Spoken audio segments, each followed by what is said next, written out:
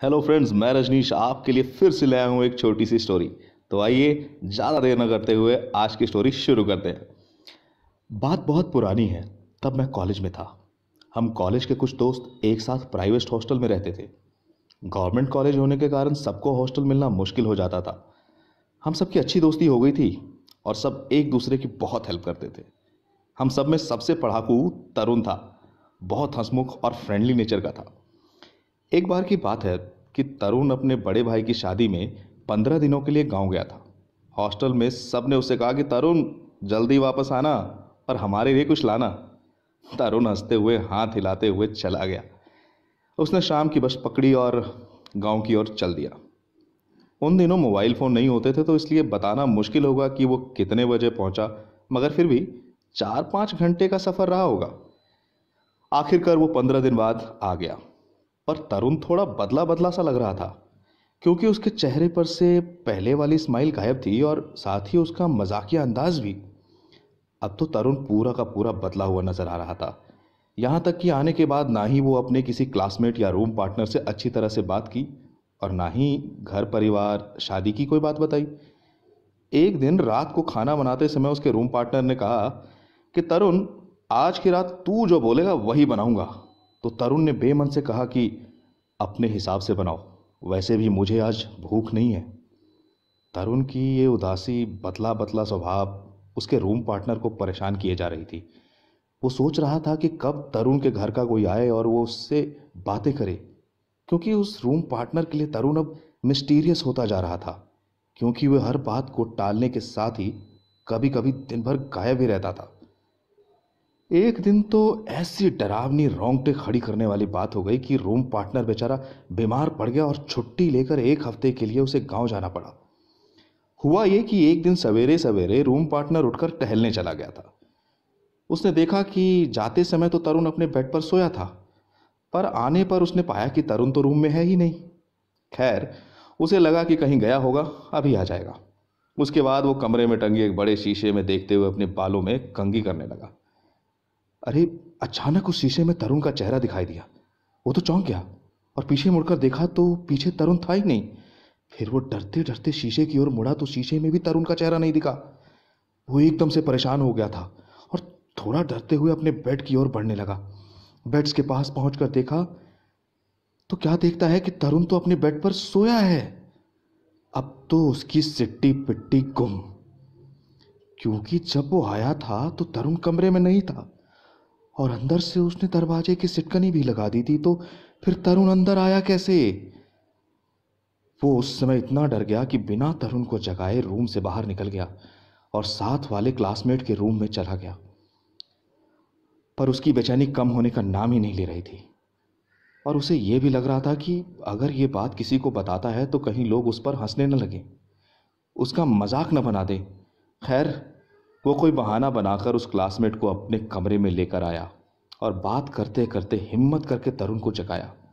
जब तरुण जागा तो उससे थोड़ा सा दूर रहते हुए ही उसने तरुण से कहा कि उसकी तबीयत ठीक नहीं लग रही है, उसे तेज बुखार है, इसलिए वो 1 हफ्ते के लिए गांव जा रहा है। इससे पहले कि तरुण कुछ समझे या उस रूम में आया हुआ उसका क्लासमेट कुछ समझे, वो धीरे से अपना छोटा बैग उठाया और तेजी से कमरे से निकल गया। तरुण और उसका क्लासमेट बस एक दूसरे को देखते ही रह गए और चाह कर भी उसे जाने से रोक नहीं सके।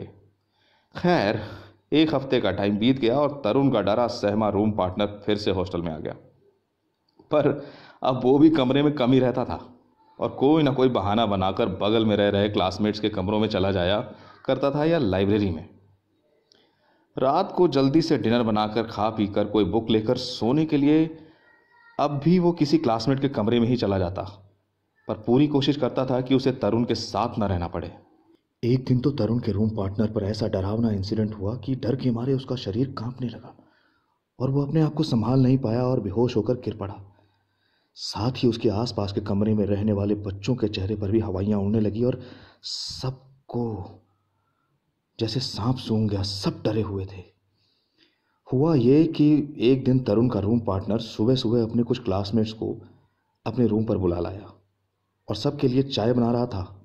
तरुण सुबह सुबह ही बिना बताए कहीं निकल गया था। दरवाजे के बाहर से कोई तेजी से भड़बड़ाने लगा। फिर तरुण के रूम पार्टनर ने दरवाज़ा खोला तो क्या देखता है कि दरवाजे पर उसके हॉस्टल के ही डरे सहमे कुछ बच्चे और तरुण के पापा और उसके भाई खड़े हैं। तरुण के पापा की आंखों से आंसू झर रहे थे और उसके बड़े भाई के चेहरे पर भी असीम मायूसी छाई हुई थी। तरुण का रूम पार्टनर इन दोनों को पहचानता था और उसने आगे बढ़कर इन दोनों को प्रणाम किया और मायूस होकर ही बोला कि तरुण तो अभी कमरे में नहीं है, ये आधे एक घंटे में आ जाएगा। तब तक आप लोग अंदर आकर बैठिए, चाय पीजिए। ये सारी बात तरुण का रूम पार्टनर कुछ समझने की कोशिश करते हुए एक ही सांस में बोल गया। रूम पार्टनर की बात सुनकर वहां खड़ी उदास डरी भीड़ में से कोई बोले उससे पहले ही तरुण के पापा बहुत तेजी से रोते हुए बोल पड़े। नहीं बेटा, वो कैसे आ सकता है? वो तो अब इस दुनिया में रहा ही नहीं। हम लोग तो उसका सामान लेने आए हैं और कॉलेज को कवर करने।